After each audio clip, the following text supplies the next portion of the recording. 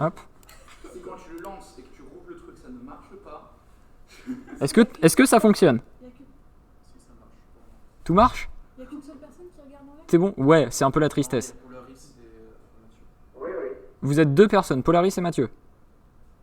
Oui, oui, ça marche. Merveilleux, c'est 7 fois moins qu'estimé. Bon, ça arrive. Alors, du coup, donc on va pouvoir y aller, enfin.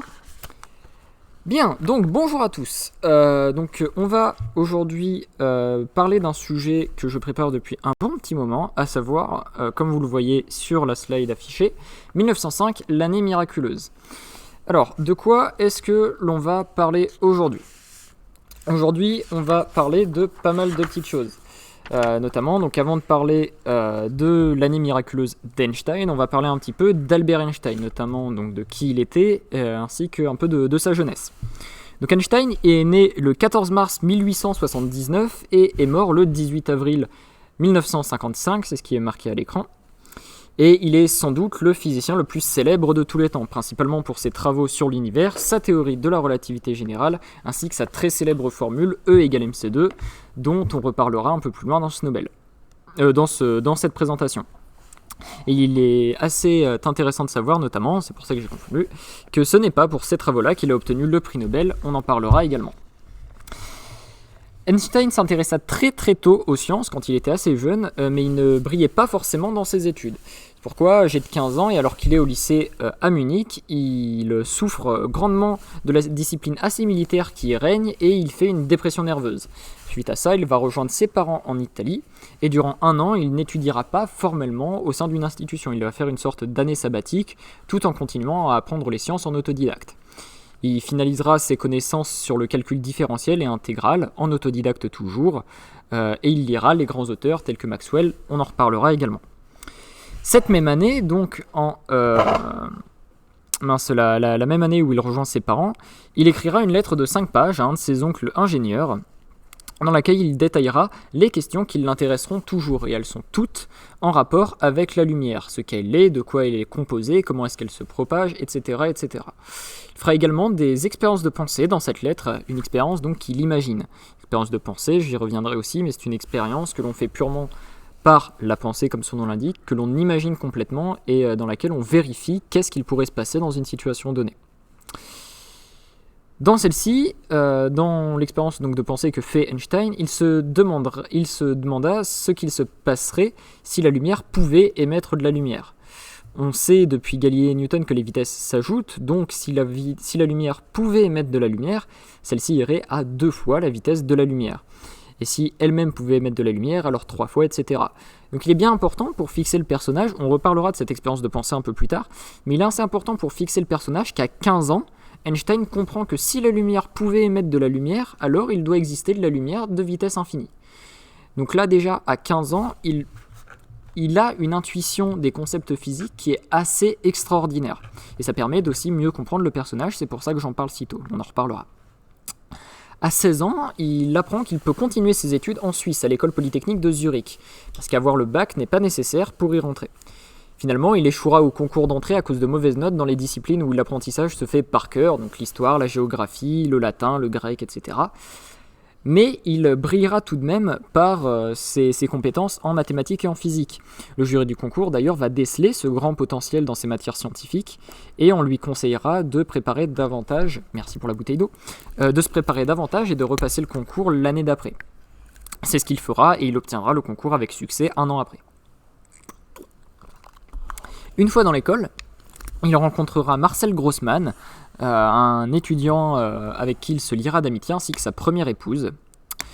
Et alors qu'il est étudiant, il réalisera de nombreuses autres expériences de pensée dans lesquelles il mettra en jeu son propre corps dans différentes situations.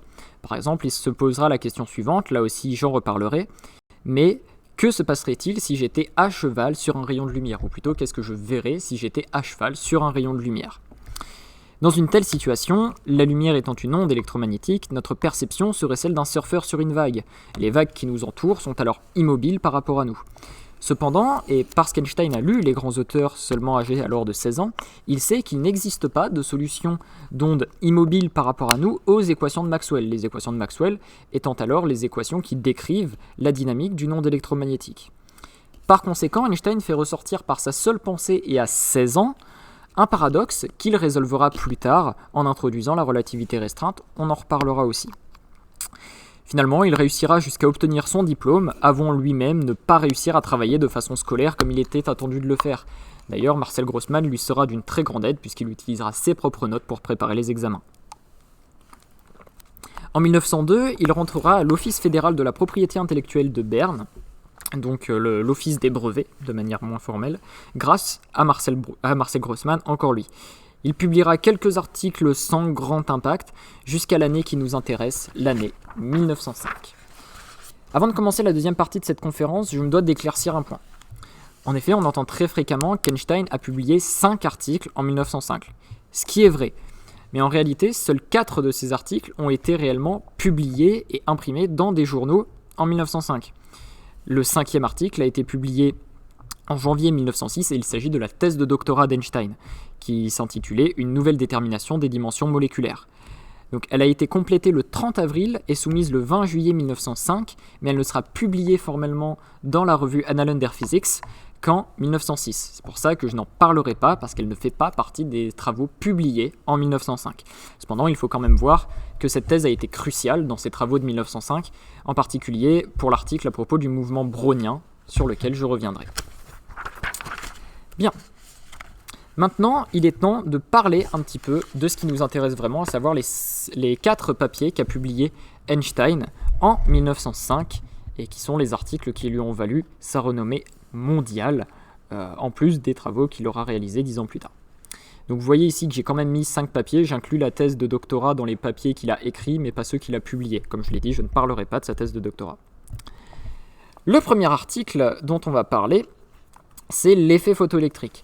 Alors pour la présentation, je vais toujours découper la présentation des articles de la même manière. Je vais vous les présenter dans l'ordre chronologique, en présentant d'abord ce que l'on savait des sujets traités avant 1905, puis ce qu'a apporté Einstein et les conséquences que cela a eu sur la physique de manière générale. Donc, avant 1905, on observe globalement 2 grandes écoles en ce qui concerne la nature de la lumière. La première défend l'idée d'une lumière corpusculaire, donc composée de petites particules. Cette hypothèse prendra l'ampleur durant le XVIIe siècle. En effet, l'influence et le crédit accordé aux travaux de Newton, qui est ici, pousseront de nombreux scientifiques à accepter l'idée d'une idée corpusculaire, puisque ce dernier la défendait. Cependant, les années passant, de plus en plus de physiciens, notamment Christian Huygens, Thomas Young, Augustin Fresnel, dont voici un portrait, donc de très nombreux physiciens mettront en défaut ces idées en démontrant les propriétés ondulatoires de la lumière, telles que la diffraction ou les interférences. Une avancée primordiale sera faite par James Clerk Maxwell en 1864 lorsqu'il présentera ces 4 équations, désormais célèbres, les 4 équations de Maxwell, que voici. Alors je ne vais pas rentrer dans le détail physico-mathématique de ce que veulent dire ces équations. Si vous voulez, on en reparlera à la fin, mais là ce n'est pas tant le propos. Mais ce que Maxwell réussit à faire sortir de ces 4 équations donc, qu'il présente à la Royal Society, c'est que vraisemblablement la lumière c'est une onde électromagnétique. Là aussi, on pourra toujours reparler de comment est-ce qu'il a fait pour déduire de ces équations le fait que la lumière soit une onde. Mais voilà, c'est vraiment la nature importante, c'est que Maxwell démontre par ces équations qui fonctionnent extrêmement bien que la lumière doit être une onde électromagnétique, donc un phénomène ondulatoire et pas un phénomène corpusculaire comme le défendait Newton. À partir de là, l'idée de la lumière corpusculaire sera pratiquement abandonnée parce qu'elle, par contre, ne donnera pas réellement de résultats probants. Qu'est-ce que va apporter Einstein là-dedans ? Le premier article qu'il va publier en mars 1905, donc qui sera soumis le 17 mars et publié le 9 juin, porte sur l'effet de seuil de l'effet photoélectrique. La question c'est qu'est-ce qu'est l'effet photoélectrique ? L'effet photoélectrique, c'est le phénomène d'ionisation d'un matériau lorsque celui-ci est éclairé. En d'autres termes un peu moins pompeux, c'est le fait que lorsque vous balancez de la lumière sur un matériau, en général un métal, celui-ci émet des électrons. Il y a des électrons qui sont arrachés au métal.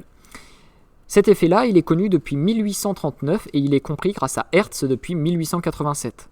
Cependant, les résultats théoriques de la mécanique newtonienne, donc qui servaient alors à décrire le phénomène, entraient en contradiction avec les résultats expérimentaux. En particulier, il était connu que pour que l'effet photoélectrique apparaisse, il faut que la lumière ait une fréquence suffisamment élevée. C'est ça qui est connu comme l'effet de seuil. Il fallait une fréquence minimale, un seuil, pour la lumière. Ce résultat expérimental très important n'était pas prédit par les théories ondulatoires de la lumière telles que celles de Maxwell, où intervenait alors seulement l'intensité de la lumière. Basiquement, je vous ai mis le graphique à droite. C'est cette courbe-là qui va donner des cauchemars à tous les physiciens de l'époque. Ce qu'on voit là sur cette courbe, pour les lycéens qui nous regardent, vous pouvez complètement le comprendre, c'est quelque chose qui est assez choquant. Ce qu'on voit en ordonnée, vous avez le potentiel électrique et en abscisse, vous avez la fréquence. Et ce que nous montre ce graphique-là, c'est qu'en dessous d'une certaine fréquence, le potentiel électrique, donc vraiment le taux d'électrons entre guillemets qui est éjecté du matériau est nul, mais à partir d'une certaine fréquence, l'effet apparaît et ça augmente de façon linéaire. Cette régression linéaire, on la comprend très bien. Ce qu'on ne comprenait pas à l'époque, par contre, c'était pourquoi est-ce qu'il y avait ce seuil. C'est le fait qu'avant ça soit 0 et que par contre, à partir de la fréquence, là, ça commence à apparaître. Ce que nous disaient les théories de Maxwell à l'époque, c'est que normalement, en attendant suffisamment longtemps, à n'importe quelle fréquence, on aurait dû apporter suffisamment d'énergie au matériau pour que l'effet photoélectrique apparaisse. Mais la fréquence ne devait pas rentrer en compte. Basiquement, je ne vais pas m'étendre sur le sujet, mais ça vient du fait de la façon de calculer l'intensité de la lumière. Donc ça, c'est le véritable problème. Qu'est-ce que va faire Einstein ? L'idée d'Einstein, pour aborder ce problème-là, ça va être de se fonder sur les très récents travaux de Max Planck sur le rayonnement d'un corps noir. Ce dernier explique dans les dits travaux que les échanges d'énergie se font sous la forme de quanta d'énergie déterminée par l'équation ΔE égale NH nu. C'est une équation dont vous avez sans doute déjà entendu parler. Et alors, qu'est-ce que j'entends par quanta ? Je veux dire une petite particule, entre guillemets, un petit paquet. C'est quelque chose de discret. Donc, dans son article intitulé « Un point de vue heuristique concernant la production et la transformation de la lumière », Einstein va aller plus loin que Planck. En reprenant le principe du corps noir dans un cas spécifique, il appliquera au problème la formule de Boltzmann normalement utilisée en cinétique des gaz. Je pourrais revenir sur de quelle formule il s'agit. Il obtint une équation reliant l'énergie et la fréquence du rayonnement indépendamment de la situation. C'est une formule générale. La formule, la voici. C'est la formule h nu égale à h nu 0 plus 1/2 de mv2. Ça, c'est la formule qu'il va appliquer donc à l'effet photoélectrique. Et ce qui est important de voir, c'est que ce caractère universel de la formule semble indiquer qu'elle porte directement sur la nature même de la lumière. Elle ne dépend pas du phénomène que l'on observe. Et l'explication de cette équation sur la nature de cette dernière laisse paraître que la lumière se composerait en fait de petits points matériels d'énergie h nu et qu'elle se distribue de façon discontinue dans l'espace. Clairement, ce que ça veut dire, c'est qu'Einstein démontre ici, contrairement à Planck, que la nature des échanges d'énergie ne dépend pas seulement des échanges d'énergie, mais bien du rayonnement de la lumière lui-même. Einstein apporte ici une preuve théorique rigoureuse que la lumière est corpusculaire. Et cette théorie sera validée par l'expérience quelque temps après sa publication. Notamment, les expérimentateurs, à partir de la formule d'Einstein, réussiront à prédire précisément ces courbes-là. Donc là, ce que fait Einstein, c'est qu'il démontre que la lumière est corpusculaire. Ça, c'est quelque chose de très important.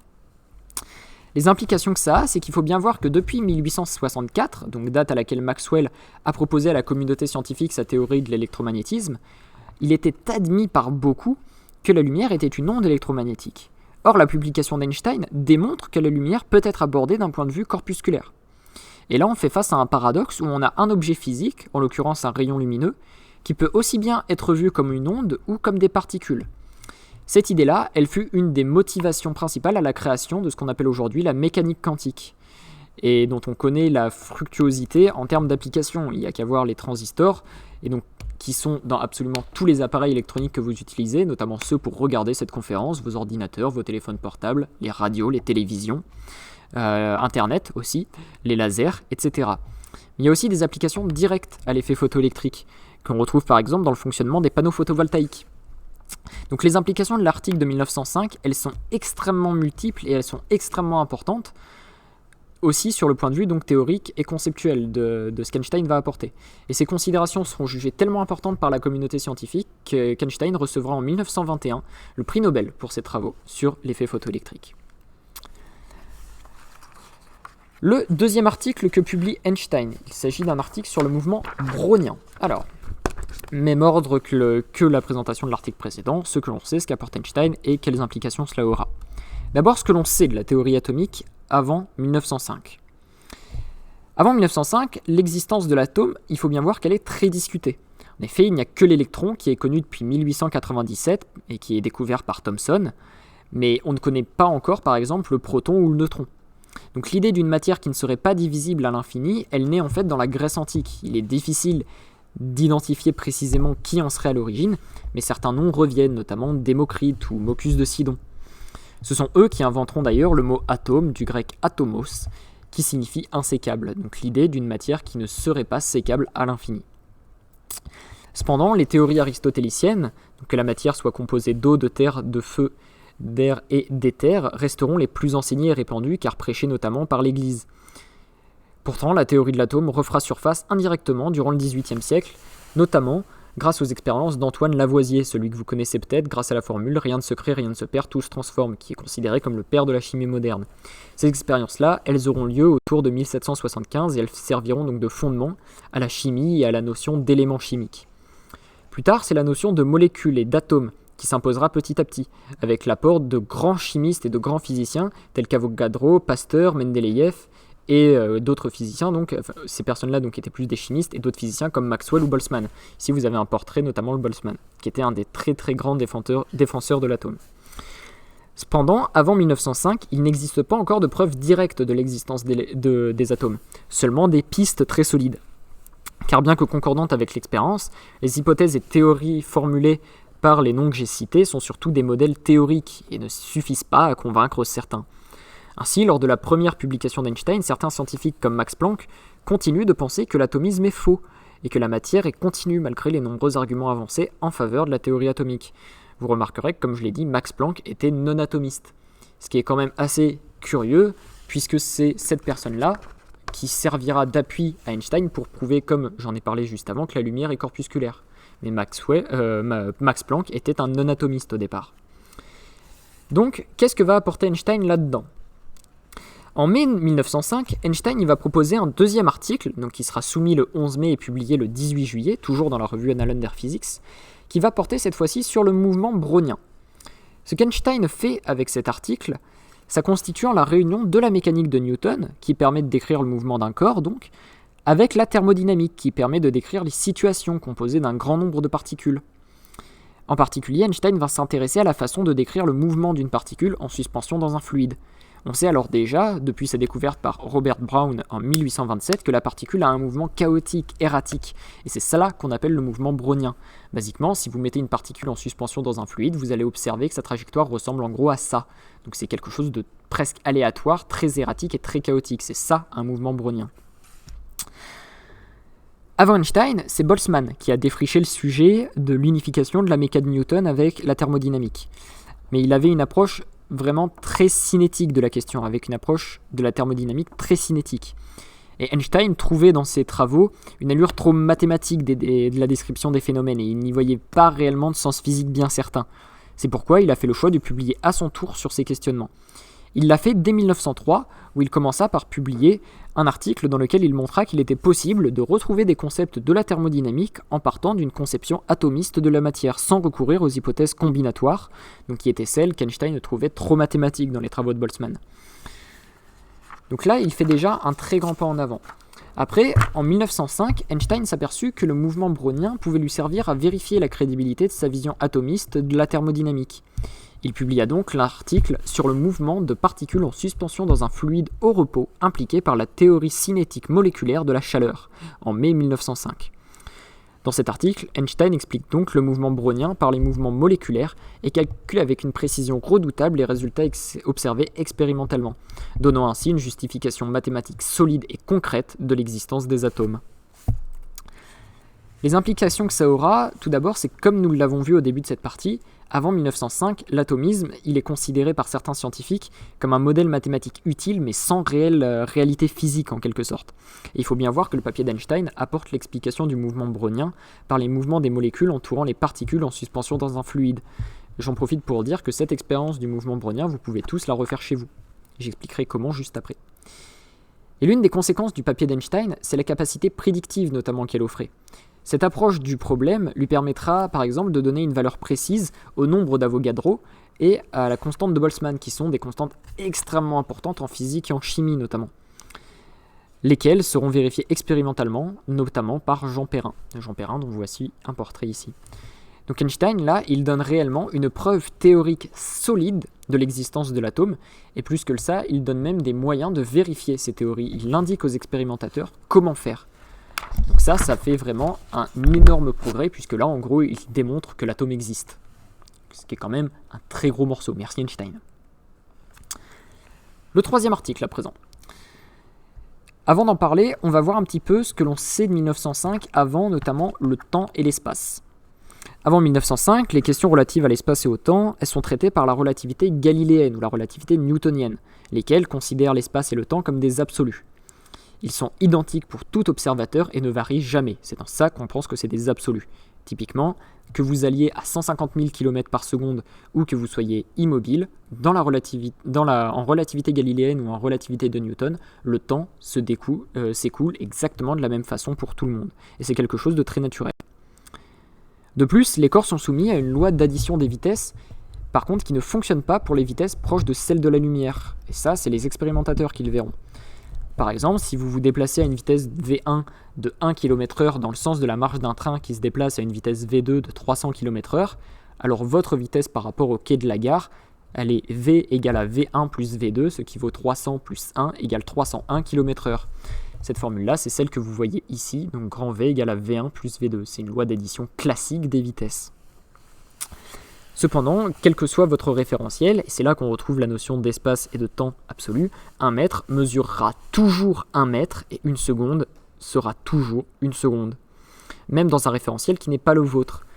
Ce que cela signifie, c'est que si quelqu'un en mouvement inertiel, donc à vitesse constante par rapport à vous, jetait une balle à 1 mètre devant lui, peu importe quelle serait sa vitesse, vous seriez toujours capable de dire, monnayant certains calculs et quelques mesures, mais que la balle a atterri à 1 mètre devant lui. Et ça, je le répète, peu importe à quelle vitesse il va par rapport à vous. Et il en va de même pour la mesure du temps. C'est dans cela que l'espace-temps de la relativité galiléenne, et par conséquent de la relativité newtonienne, est absolu. En outre, les lois de Maxwell dont nous avons déjà parlé, et que revoici parce que quand même elles sont très jolies, montraient que la vitesse de la lumière ne dépendait que des propriétés électromagnétiques de son milieu de propagation, et qu'elle est donc dans le vide indépendante de tout observateur. Ce que ça veut bien dire, c'est que peu importe quel observateur vous êtes, la vitesse de la lumière n'est pas relative par rapport à vous, c'est toujours la même. Et ça va clairement à l'encontre du principe de relativité de Galilée, pour lesquels la vitesse est toujours relative à l'observateur. Là, on a une vraie contradiction dans les équations de Maxwell entre la relativité galiléenne et la vitesse de propagation de la lumière.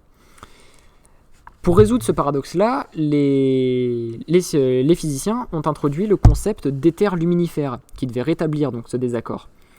L'éther luminifère étant censé être un matériau à la fois souple et rigide, qui baignait tout l'espace, et qui devait servir de support à la lumière, et l'éther luminifère devait être dans un état très particulier, de sorte à ce que quand la lumière s'y propage, sa vitesse devienne absolue. C'était une idée qui était très très problématique, et finalement qui a été assez inféconde. En effet, des expériences furent alors menées, la plus célèbre étant celle de Michelson et Morley, afin de mesurer la vitesse de déplacement de la Terre par rapport à cet éther luminifère. Malheureusement, le résultat expérimental, bien que reproduit dans différentes conditions et plusieurs fois, indiquait toujours la même chose, la vitesse de la lumière est constante, peu importe comment on fait. Donc l'éther luminifère, c'était clairement une idée inféconde, et là on était dans une vraie impasse. Avant de voir ce qu'Einstein a apporté à ce problème-là, nous allons rapidement voir comment il est arrivé à ses futures conclusions. Et ça, c'est très important. C'est les expériences de pensée dont j'ai parlé un petit peu plus tôt. Donc alors qu'il n'a que 15 ans, petit rappel, il écrit une lettre à son oncle dans laquelle il détaille les questions qui le passionneront toujours, et elles sont toutes en rapport avec la lumière. Et en particulier, il présente 2 expériences de pensée très particulières. La première, c'était simplement la question: qu'est-ce que je verrais si j'étais à cheval sur un rayon de lumière ? Donc on sait grâce à Maxwell, ça je fais juste un rappel, que la lumière c'est une onde électromagnétique, comme je l'ai dit avant. Par conséquent, être à cheval sur un rayon de lumière, c'est être à cheval sur une onde électromagnétique. Or, une onde, c'est quelque chose qui se propage dans l'espace de manière régulière, comme des vagues à la surface de l'eau. Si j'étais un surfeur, je percevrais les vagues autour de moi comme étant immobiles. Donc, normalement, si j'étais à cheval sur un rayon de lumière, je devrais voir les autres rayons autour de moi comme étant statiques par rapport à moi. Je devrais les voir pas bouger, être immobiles. Or, Einstein sait, et comme je l'ai dit plus tôt, parce qu'à 15 ans, il a lu les grands auteurs et il a lu Maxwell, qu'il n'existe pas de solution stationnaire à ces équations, qu'il n'existe pas de solution immobile. Stationnaire n'est pas forcément le bon terme, mais on va dire de solution où les ondes électromagnétiques seraient immobiles. Donc Einstein, il comprend à ce moment-là qu'il n'a que deux issues pour résoudre ce paradoxe. Soit c'est de dire que la théorie de Maxwell qui régit le comportement des ondes électromagnétiques est fausse, auquel cas il faudra trouver quelque chose de plus performant, soit que la situation qu'il a inventée est impossible et il ne peut pas être à cheval sur un rayon de lumière. Aussi, il était déjà connu à l'époque que la lumière avait une vitesse finie. Einstein il se posait alors la question, et c'est sa deuxième expérience de pensée, qu'est-ce qui se passerait si la lumière pouvait émettre de la lumière ? Si on applique la loi d'addition des vitesses dont j'ai parlé avant, la lumière émise par la lumière, elle aurait une vitesse ici c plus c égale à 2c, où c c'est la vitesse de la lumière. Mais si cette vitesse-là, qui avait 2 fois la vitesse de la lumière, émettait aussi de la lumière, alors elle aurait une vitesse 2c plus c égale à 3c. Donc elle irait 3 fois plus vite que la première lumière en quelque sorte. Et donc là, Einstein comprend que si la lumière peut émettre de la lumière et que la loi d'addition des vitesses de Galilée est juste, alors il doit pouvoir exister de la lumière de vitesse infinie. Encore une fois, Einstein, à ce moment-là, il a 15 ans. Et il ne fait aucun calcul, il ne fait que des raisonnements. J'insiste dessus pour vous montrer le power level du gars. Et c'est pour répondre à toutes ces questions-là qu'il se posait durant son adolescence qu'il va développer ce que l'on connaît aujourd'hui sous le nom de la relativité restreinte. Je ne vais pas grandement m'étendre sur ce qu'est la relativité restreinte à proprement parler. C'est un sujet qui est extrêmement compliqué, qui est très vaste et qui pourrait faire l'objet d'une conférence à lui tout seul. Mais on va quand même en parler au moins un petit peu. En juin 1905, Einstein publie un article qui s'appelle « De l'électrodynamique des corps en mouvement ». Il le soumet le 30 juin et il est publié le 26 septembre. Dans ce papier-là, il présente une nouvelle théorie de l'espace et du temps. Il s'appuie sur les travaux de Lorentz et de Poincaré principalement, et il va redéfinir et approfondir le principe de relativité de Galilée.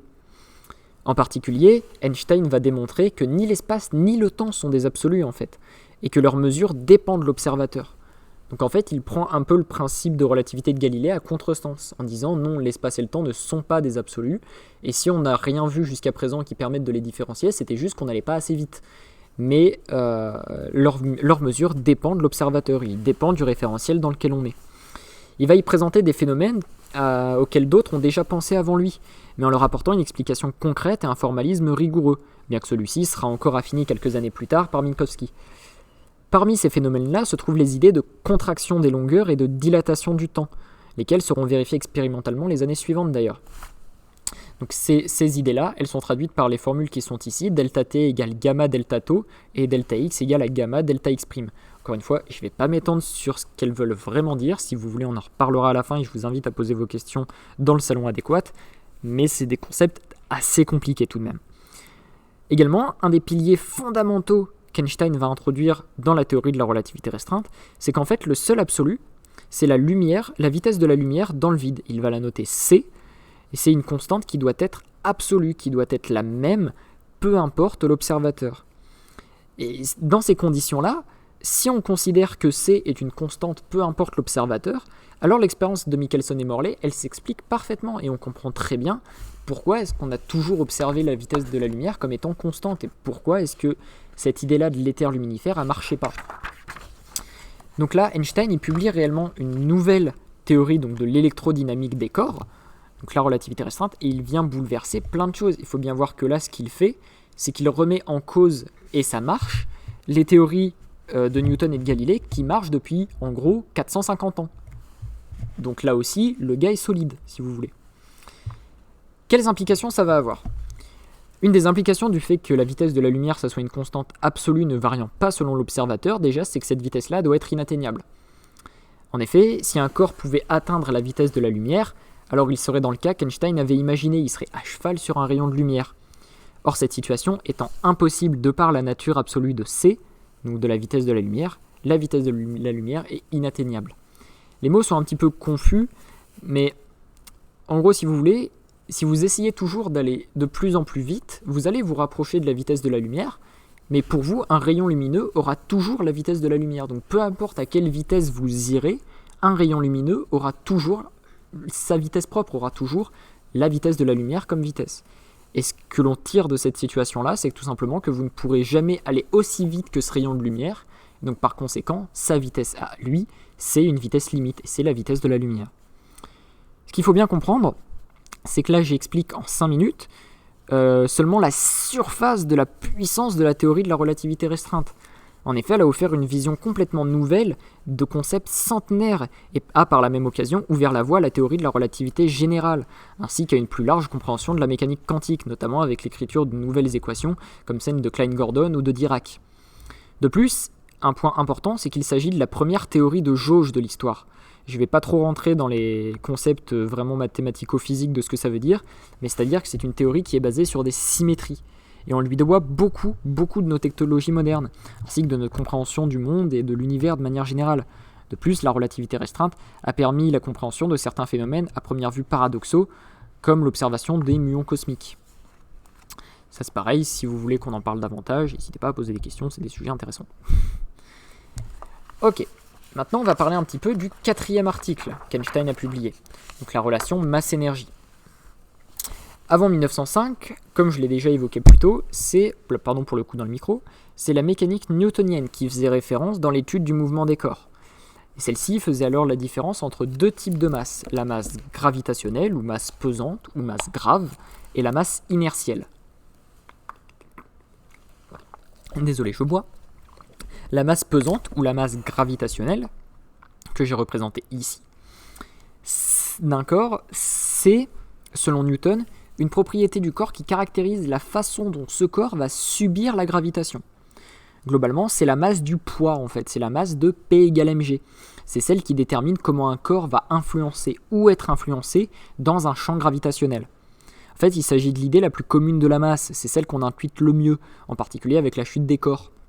C'est celle qui a fait dire à Aristote que les corps plus lourds tombent plus vite. Cette idée est toutefois fausse et c'est Galilée qui le démontrera. Là aussi, on pourra toujours en discuter. Donc voilà, c'est vraiment la masse que l'on a dans la formule de Newton ici. Donc G, M1, M2, c'est les M1, M2, c'est de la masse grave, c'est la masse de P égale mg. Encore une fois, c'est la masse qui dépend de la gravitation. J'insiste dessus parce que c'est pas forcément un concept très naturel quand on se rend compte qu'il y a deux types de masse. Et le deuxième type de masse, en l'occurrence, c'est le concept de masse inertielle. Donc celle-ci, toujours selon Newton, ça constitue une mesure de l'inertie d'un corps, c'est-à-dire de la difficulté de ce corps à être mis en mouvement s'il est immobile ou à être accéléré s'il est déjà en mouvement. Cette notion-là de la masse, elle paraît un peu abstraite, mais en réalité, on la comprend assez bien avec quelques exemples concrets. Mettons que vous essayez de pousser une armoire de 130 kg ou bien une commode de 20 kg. Vous n'aurez pas la même facilité à déplacer l'armoire que la commode, et il est probable que vous vous exclamiez « je n'y arrive pas, elle est trop lourde » en parlant de l'armoire. Et c'est en quelque sorte cette masse-là qui est la masse inertielle. C'est la masse de la seconde loi de Newton, c'est la masse de somme des forces égale à ma. Où on voit bien que l'accélération est du coup inversement proportionnelle à la masse. Si on fait passer la masse de l'autre côté, c'est bien ce qu'on observe. Donc c'est cette idée-là de la masse qui fait plus un corps va avoir de cette masse-là, plus il va être compliqué à mettre en mouvement. Ou à l'inverse, s'il est déjà en mouvement, on va avoir du mal à l'accélérer ou à le stopper. Alors, pour ce qui est de l'énergie, parce que la relation s'appelle relation masse-énergie, donc c'est un petit peu important aussi de parler de l'énergie. Qu'est-ce qu'on sait de l'énergie avant 1905 ? Déjà, avant même de parler de 1905, on en entend parler partout de l'énergie, mais en vérité, c'est une notion qui est assez difficile à comprendre et à définir proprement. Si je vous demandais de me définir ce qu'est l'énergie, il y a de grandes chances que vous me parliez d'électricité, ou de chaleur, ou de lumière, pourquoi pas, peut-être même d'énergie chimique ou nucléaire. Mais en pratique, il est assez peu probable que l'un d'entre vous, à part si vous avez tous des putains de connaissances en physique, que vous me donniez une vraie définition de l'énergie sans juste me faire une liste des formes d'énergie. Mais vous n'allez pas forcément tous bien me définir le concept sous-jacent, et c'est normal, on l'intuite très mal. En physique, on a l'habitude de définir l'énergie comme une grandeur qui mesure la capacité d'un système à modifier son état, à produire un travail ou un mouvement. Et cette quantité-là, on la mesure en joules. Une autre chose qui est fondamentale avec l'énergie, c'est que pour un système isolé, cette énergie-là, elle doit se conserver. Qu'est-ce que ça veut dire un système isolé? Ça veut dire un système qui n'interagit avec rien, qui n'est soumis à aucune force. Ou voilà, c'est un système qui n'interagit avec rien du tout, qui est isolé. Et pour un système isolé, l'énergie, elle doit se conserver. Ça, c'est ce que l'on sait. Par exemple, une balle en chute libre verra son énergie mécanique parfaitement conservée, s'il n'y a pas de frottement. Bien sûr, dans la réalité, ça ne marche pas. Il y a toujours des frottements. Si vous laissez tomber une balle, elle sera ralentie par l'air. Mais dans un monde où il n'y aurait pas de frottement, une balle qui tombe, son énergie est parfaitement conservée. Il y aurait, quand elle serait au tout début de sa chute, elle aurait une vitesse nulle mais une très grande hauteur, ou même une hauteur quelconque, et donc elle aurait de l'énergie potentielle de gravitation, du simple fait qu'elle soit en hauteur par rapport à un corps, et en tombant à la fin de sa chute, elle aurait une vitesse très élevée, elle aurait sa vitesse maximale, mais plus du tout d'énergie potentielle. Et en fait, ce qu'on voit, c'est que si on fait la somme de ces deux énergies-là, on obtient toujours une constante à n'importe quel moment de la chute. Il y a une conversion entre guillemets de l'énergie, on passe de l'énergie potentielle de pesanteur à une énergie cinétique, mais la somme c'est toujours la même valeur, l'énergie se conserve. Donc ça, c'est ce que l'on sait de l'énergie et de la masse avant 1905. Et pour ce qui est de l'énergie, il faut être honnête, c'est ce qu'on sait et ce que l'on enseigne encore aujourd'hui. Ça reste un concept qui est assez bizarre et assez compliqué à intuiter du moins. Maintenant, qu'est-ce que va apporter Einstein ? Einstein, donc, dans son article intitulé « L'inertie d'un corps dépend-elle de l'énergie qu'il contient ?», il va démontrer une formule qui est déjà connue depuis à peu près 1900. Notamment, elle a été démontrée avant lui par Poincaré, c'est la formule E égale mc2, que vous connaissez absolument tous, que vous avez tous déjà vu quelque part. C'est littéralement la formule la plus connue de la physique, et là, on va essayer un peu de la comprendre. La différence, c'est qu'Einstein, lui, quand il démontre cette expression-là, il la démontre grâce à la nouvelle théorie qu'il a publiée plus tôt, qu'il a publié la relativité restreinte, dont j'ai parlé juste avant.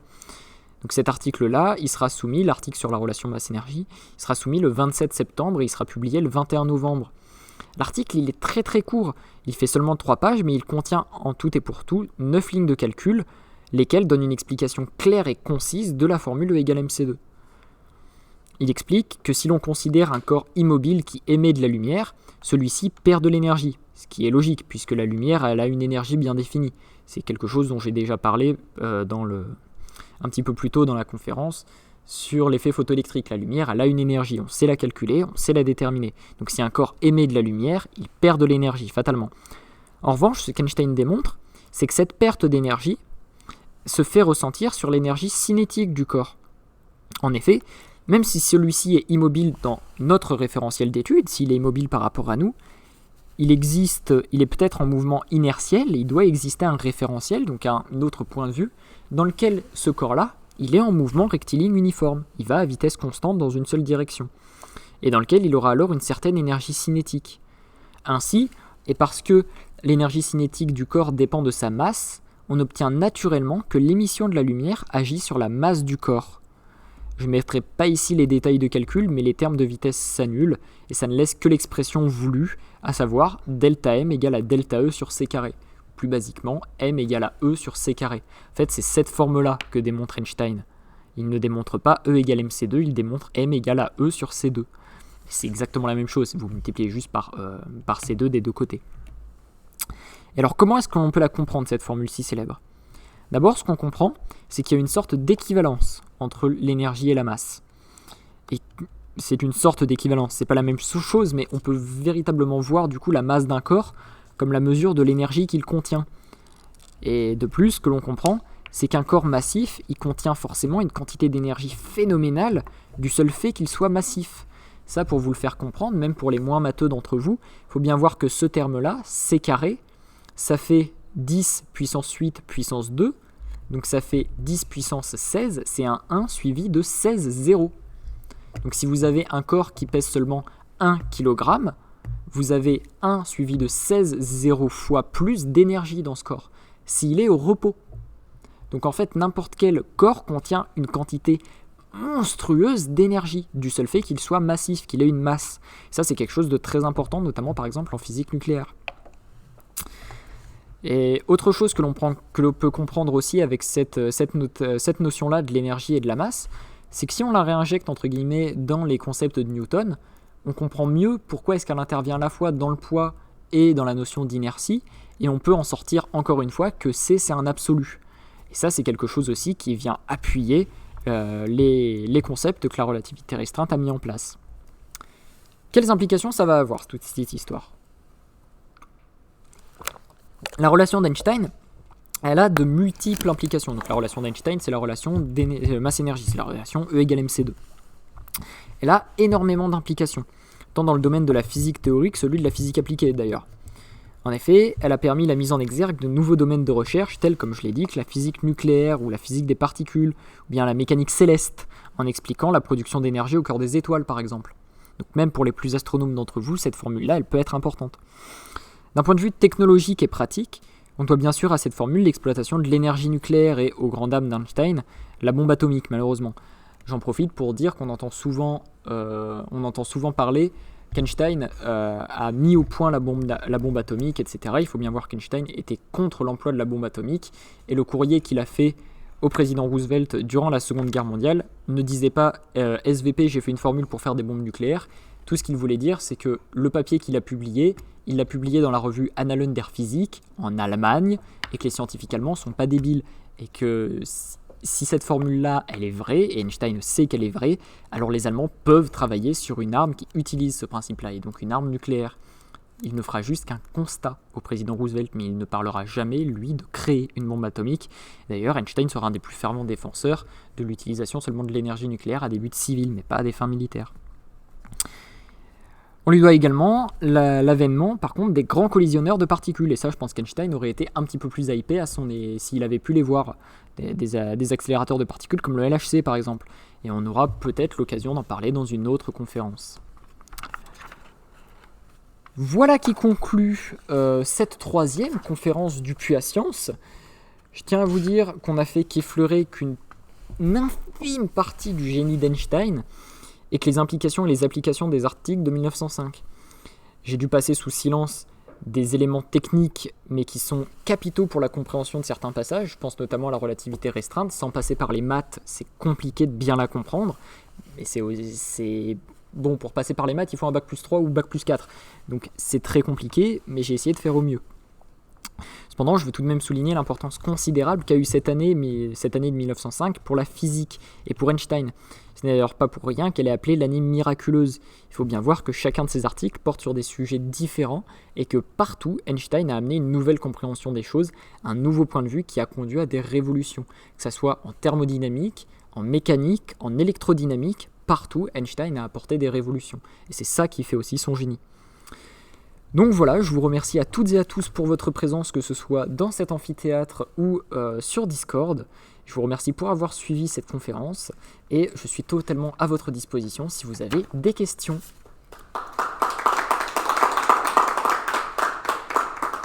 Donc, voilà juste à l'écran pour les sources de la conférence. S'il y en a qui veulent screen, bon courage. Et pour d'autres, pour ceux qui sont dans l'amphi, j'ai le papier si vous voulez les sources. Et je tiens également simplement à remercier Madame Célia Massot pour son aide dans l'écriture de cette conférence, ainsi que Monsieur Cyril Martin, chercheur au laboratoire de physique et de chimie quantique, pour ses conseils avisés et sa relecture. Voilà.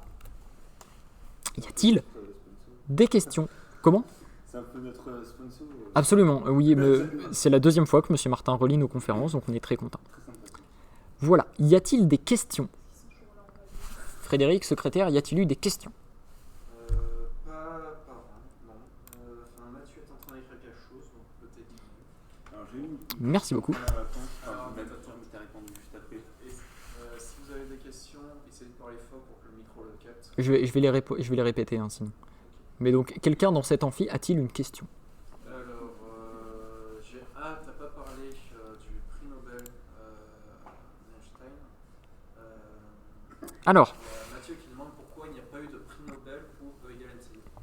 Alors, pourquoi il n'y a pas eu de prix Nobel pour E égale MC2? Déjà, il faut bien voir que Einstein, il aura le Nobel donc, pour ses travaux, comme je l'ai dit, sur l'effet photoélectrique. Alors, je ne sais pas si vous avez... Non, du coup, il n'y a pas le diapo là-bas. Alors, je vais juste repartager donc, le premier écran. Hop, je vais répondre tout de suite. Hein, mais hop, voilà.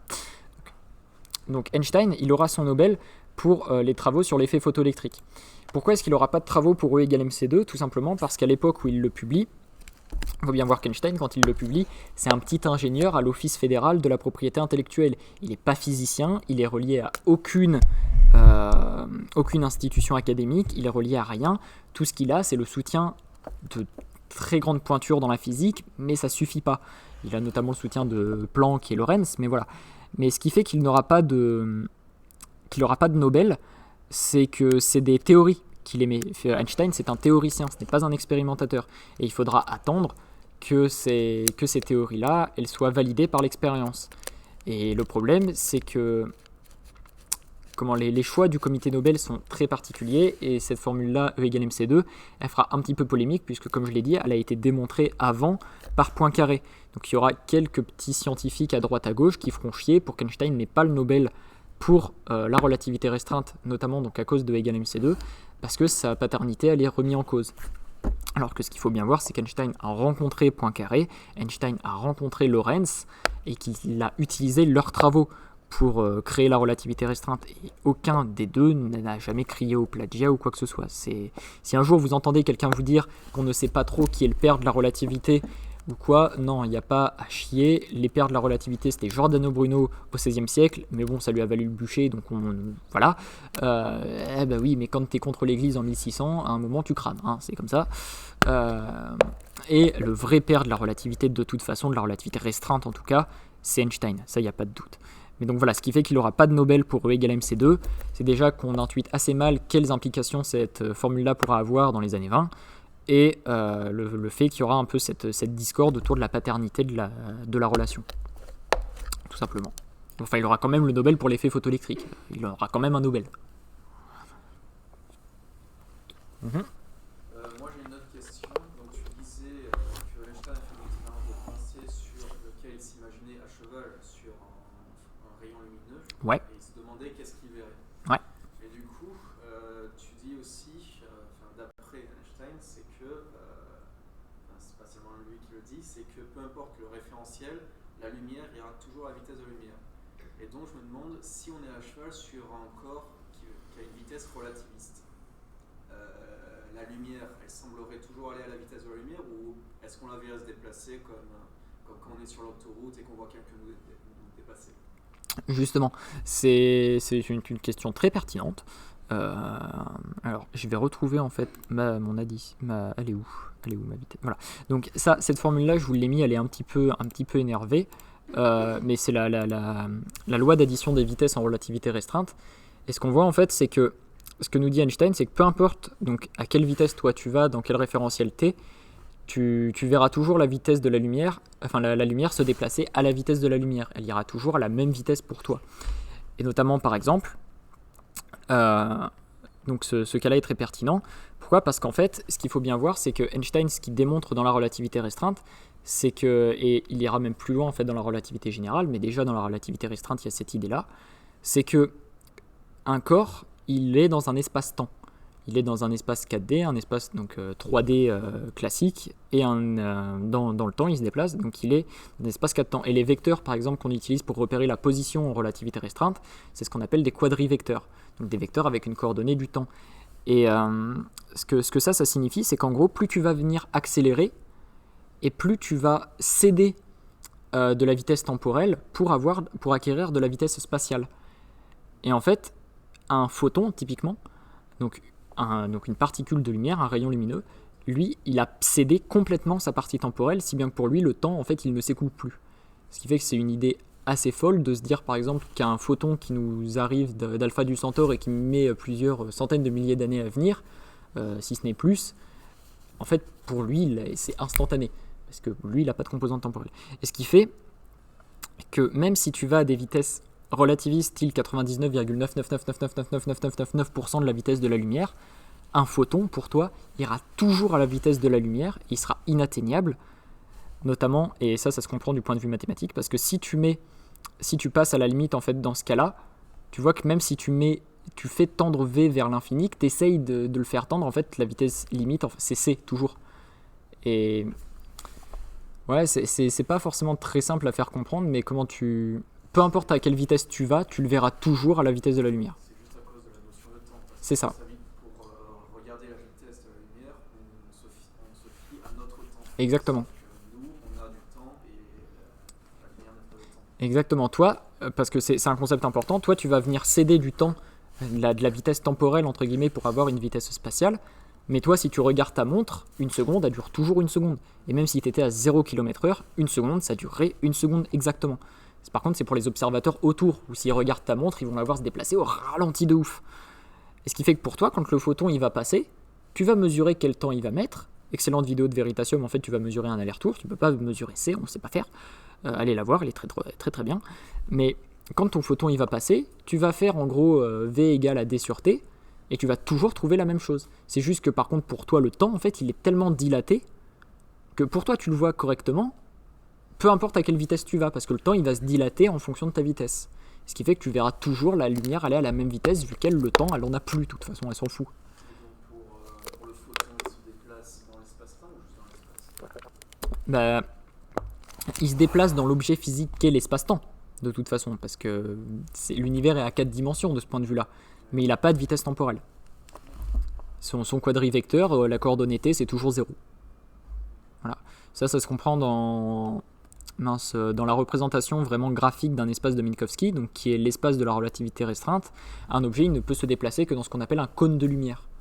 Il est limité, il ne peut pas aller au-delà de ce cône de lumière. Et un photon, lui, par contre, va sur les bords de ce cône-là. Donc il n'a pas de vitesse temporelle. On va tellement vite que son temps Et nul. est tellement dilaté. C'est ça, il est dilaté à l'infini en fait. C'est ça, il n'existe plus, il est dilaté. C'est vraiment le cas limite temps vers infini, quoi. Voilà. Un point important tout de même, il est possible d'aller plus vite que la lumière. Il est possible d'aller plus vite que la lumière. La vraie constante qu'on appelle vitesse de la lumière, la constante C qui vaut en gros 3 10 puissance 8 mètres par seconde, c'est la vitesse de la lumière dans le vide. Mais par exemple, si vous êtes dans l'eau, la vitesse de la lumière elle va être plus faible, tant si bien qu'on ne la nommera pas C, parce que c'est pas la constante de la physique, elle sera ralentie, et il y a des particules qui peuvent aller plus vite que la lumière dans certains matériaux, que ce soit dans l'eau ou dans l'air. Par exemple, dans l'eau, la lumière donc, est considérablement ralentie, parce que l'eau c'est quand même un milieu 1000 fois plus dense que l'air, donc c'est très ralenti. Et notamment dans les réacteurs nucléaires, c'est une des sécurités de mise en place des réacteurs. Quand vous commencez les réactions nucléaires au sein d'un réacteur nucléaire, donc que vous mettez tout ce qui va bien et que ça commence à... voilà, que les réactions nucléaires se font, il va y avoir de l'émission massive de pas mal de leptons, notamment des électrons. Et ces électrons-là sont carrément relativistes. Ils sont tellement relativistes qu'ils vont plus vite que la lumière qui est dans l'eau. Et ça dégage des éclats de lumière bleue qui sont absolument magnifiques, et on appelle ça l'effet Cherenkov. Et c'est par exemple une des sécurités dans les centrales nucléaires pour vérifier que tout marche bien. Que si un jour vous allez dans une centrale nucléaire, vous étonnez pas si le cœur est en train de marcher, que l'eau soit bleue. Mais genre bleu cyan quoi. C'est normal, c'est l'effet Cherenkov. Et c'est très joli. Et il y a pas mal de vidéos sur YouTube qui le montrent. C'est très joli. On peut comparer ça un petit peu si vous voulez à quand vous franchissez la vitesse du son. Il y a un bang supersonique, quand vous passez la vitesse du son, et de la même manière, quand vous allez au-delà de la vitesse de la lumière dans un matériau dans lequel c'est possible, vous allez avoir une sorte de bang hyper rapide. Et ce bang-là, c'est pas un bang donc sonore, c'est un bang de lumière et ça fait de la lumière bleue. C'est très joli. Alors ça, après, je saurais pas t'expliquer pourquoi est-ce que ça fait du bleu. Je t'avoue que là, je sais pas. Mais voilà, ça fait un effet qui est très joli, qu'on appelle l'effet Cherenkov. Voilà. Oui. Quand tu dis on troque de la composante du vecteur dans le temps pour avoir plus de composantes dans la vitesse, on parle d'une vitesse par rapport à quoi? Parce que si je suis immobile, donc j'ai tout dans mon temps par exemple, et que donc j'ai une vitesse nulle dans l'espace, elle est nulle par rapport à quoi en fait cette vitesse? Par rapport à toi. D'accord. Mais typiquement, exactement, typiquement, par exemple, un photon, toi par rapport à lui, tu vas à la vitesse de la lumière. Oui, mais ça, quoi que je fasse, ce sera toujours le cas. Oui, exactement. Mais je te prends le cas extrême. Mais c'est tout l'objet en fait de la... C'est tout ce qui sert justement à la démonstration de E égale mc2 en partant des hypothèses de la relativité restreinte. C'est que par rapport à toi, tu vas être en mouvement nul. Tu vas ne pas avoir de mouvement et donc ta coordonnée elle est que sur T, tout va bien. Mais tout est relatif par rapport à absolument tout. Et un corps qui va en mouvement rectiligne uniforme par rapport à toi, il te verra à la vitesse à laquelle lui il va par rapport à toi. C'est ce que je veux dire. En fait, le référentiel, ça a juste plus d'importance. On s'en fout de par rapport à quoi je mesure la vitesse au final. Bah, pas exactement, parce que ça reste de la relativité en fait. Ça, tu t'en fous tant que tu continues à bien appliquer cette formule-là. Tant que tu continues à bien l'appliquer, tout marche. J'ai la formule de la composition de vitesse en relativité restreinte, je suppose, parce que. De quoi? Ça s'affiche pas. Putain. Elle ne s'affiche pas. Ah merde. Bah, pourtant. Tout à l'heure, tu demandes des trucs. Ah, merde. Non, mais je pense que je vois de quelle formule tu parles. Tu parles de la formule avec l'addition de vitesse en relativité restreinte. Pourquoi ça ne marche pas? Ah bah oui, vous la voyez sur Discord, mais vous la voyez pas ici du coup. Alors attends. Hop, regarde, on va faire un truc merveilleux. Tac. Tac. Voilà, fini, hop. Merci beaucoup. Alors, oui, bah non, parce que du coup, j'ai pas validé, je suis un peu con. Hop. Conserver, et voilà. Voilà, donc cette relation-là, je parle. Je parle de cette relation-là. Et alors, donc, vous voyez que cette relation-là, elle est quand même un petit peu plus méchante que celle-ci. Là, on a une addition vectorielle, tout va bien. Là, non, chiant. Chiant, clairement. Non, c'est pas à notre niveau de la démontrer, non. Le problème, c'est vu qu'on ne peut pas dépasser la vitesse de la lumière, comment. Enfin, on est d'accord que quand on dit on ne peut pas dépasser la vitesse de la lumière, donc c'est par rapport à soi-même et par rapport à n'importe quel référentiel finalement. Exactement. Alors pourquoi il y a des galaxies qui soient de nous plus vite que la lumière? Précisément parce que... C'est pas vraiment le cas, c'est l'espace-temps qui se dilate. Ok. Exactement. Donc en fait, elle bouge pas. Les galaxies sont immobiles dans l'espace-temps, mais celui-ci se dilate. C'est ça. C'est le fait, voilà, c'est que c'est pas un corps qui s'éloigne par rapport à un autre, c'est l'espace-temps lui-même qui se dilate. Et lui, par contre, il en a rien à foutre d'aller plus vite que la lumière. Et il se gêne pas pour le faire d'ailleurs. Hein. C'est pas vraiment un déplacement. C'est ça, c'est pas un déplacement, c'est vraiment une dilatation. Oui. Et du coup, si l'espace-temps se dilate plus vite que la lumière ne puisse recouvrir cette distance-là, est-ce qu'on ne recevrait jamais ces photons On va mettre un peu de temps à les recevoir. Ouais. Le maximum où on peut regarder avec les télescopes, c'est à 13,6 milliards d'années-lumière. C'est à peu près l'âge de l'univers.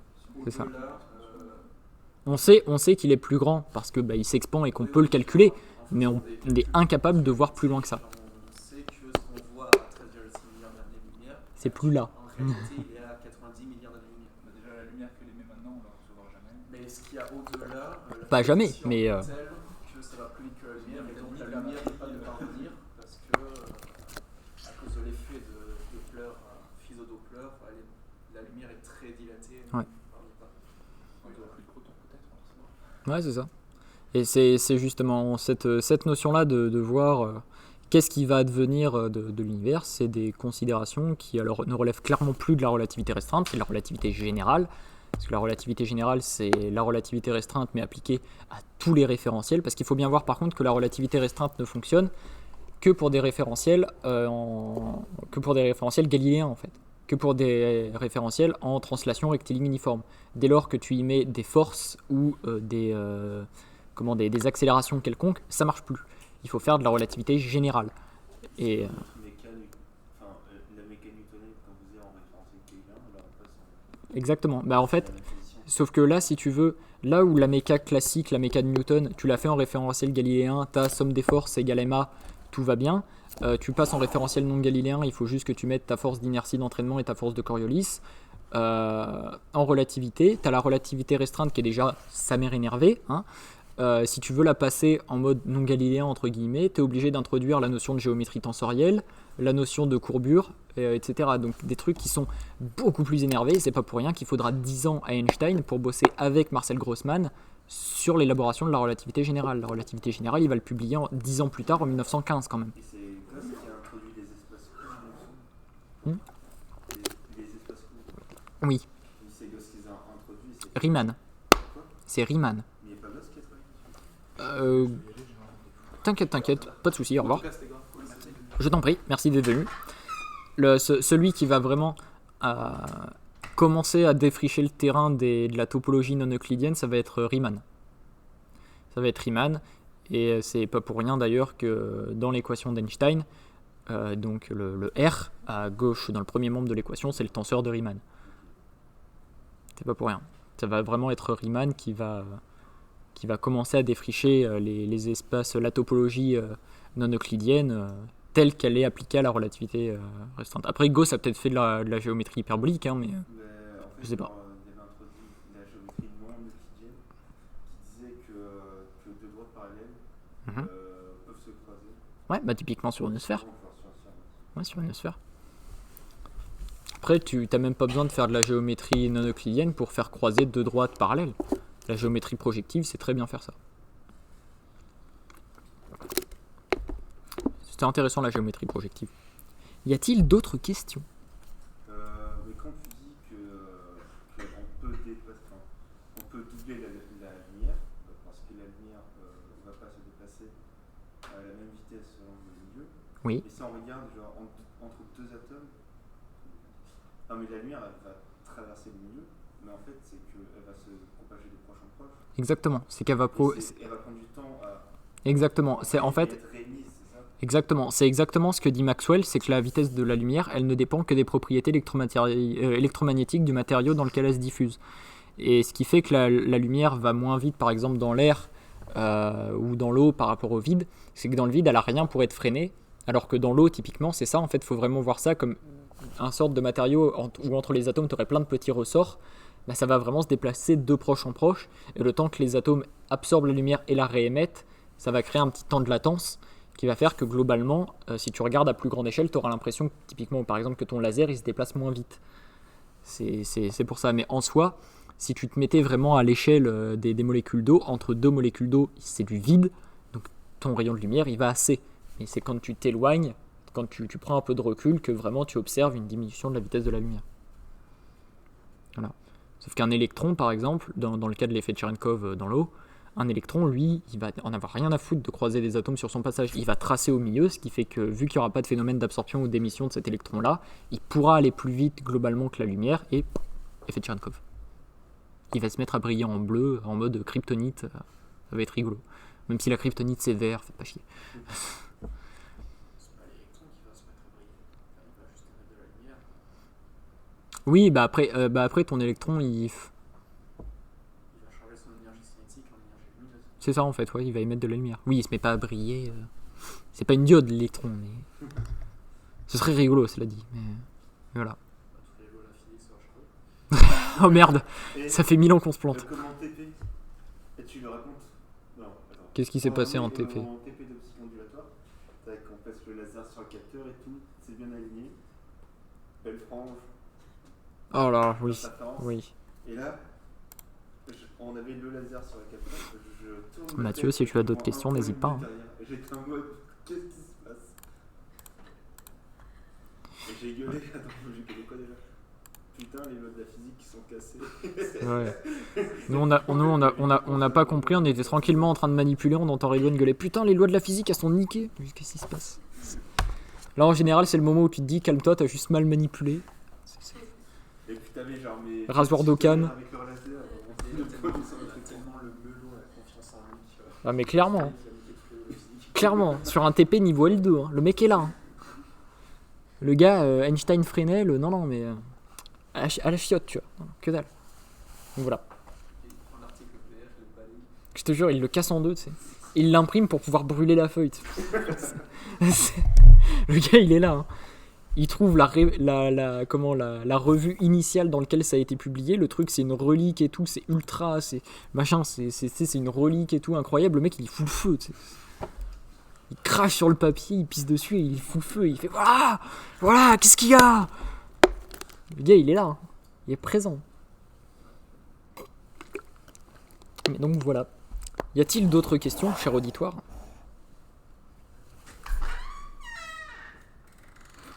Ça va. Bonjour. La conférence est terminée, je suis désolé. Vous demandez s'il y avait d'autres questions. As-tu des questions? Faut dire que toi, ça fait 2 mois que tu relis la conférence en boucle. C'est surtout ça. Mais j'imagine que le fait que. Comment dire ça? Que pendant flottant, le temps n'a aucun sens. Ah, c'est même pas que le temps a aucun sens pour un photon, c'est que ça n'existe pas. C'est rapide. Il sait pas ce que c'est. Le temps n'existe pas. Est-ce que. Ouais, en quelque sorte. Mais quand on on est au rayon de Schwarzschild, aux abords d'un trou noir. Oui, Enfin, c'est de la relativité générale. comment on s'apprête à rentrer dans un trou noir, l'observateur extérieur nous voit figé, du coup le temps s'arrête. Enfin, pour un observateur extérieur, si je te regarde tomber dans un trou noir, je ne vais jamais te voir tomber parce que Oui, oui, je sais. visuellement, genre, tu vas être figé. C'est... Oui, non, mais à la fin, il finit quand même par disparaître. parce que Tu c'est finis hyper par malheureux. disparaître en t'estompant. Tu finis par disparaître en t'estompant en fait. En gros, comment... La lumière qui va émettre va tendre vers le rouge par dilatation. Et du coup, genre, ça va aller vers les ondes radio. Ouais, C'est ça, en fait, c'est ça. Que ça tape là. Exactement. Ok, ok. Et donc en fait, il te verra disparaître en t'estompant. Ce qui est un peu naze quand même. Pour un truc aussi épique que de tomber dans un trou noir. Mais bon, d'un autre côté, toi, tu auras plus de problème. Hein. Si c'est un trou noir stellaire, tu seras trop occupé à essayer de récupérer ton menton qui est déjà à 3 mètres de tes yeux, si tu veux. Donc, Mais d'ailleurs, Non, apparemment, est-ce qualifié ce scénario que. trou noir stellaire, j'ai dit. sur les... Pas supermassif. Un trou noir supermassif, la spaghettification arrive bien après avoir passé l'horizon. Mais un trou noir stellaire, tu passes l'horizon, t'as déjà plus mal aux os. Moi, Hein. avant, genre, je pensais que c'était le contraire. Genre, il y a giga longtemps, genre, j'étais en mode, non, c'est le contraire, mais un jour, il y a 2 Non, ans, les je dis plus ça. dangereux, c'est les plus petits. Oui, c'est ça, Oui. les plus petits sont les plus dangereux, c'est ça. Ils font quelques kilomètres. 30 km. Dans ces eaux-là. D'ailleurs, petit moment mindfuck, si le soleil avait une masse suffisante pour atteindre un trou noir, Sa masse environ. ouais, ou juste, non, tu prends le soleil, sa masse actuelle, Ah, et t'essayes de trouver quelle taille est-ce qu'il faudrait qu'il fasse pour pouvoir devenir un trou noir. Il devrait faire à peu près 11 km de diamètre. C'est la taille de Paris. Et pour la Terre, il faudrait qu'il fasse la taille d'une Terre. Ouais, voilà. Donc c'est quand même, en termes de densité, c'est quand même assez énervax. La Terre, si tu voulais concentrer toute sa masse de sorte à ce que ça fasse un trou noir, t'obtiendrais au final quelque chose de la dimension d'une épingle à cheveux.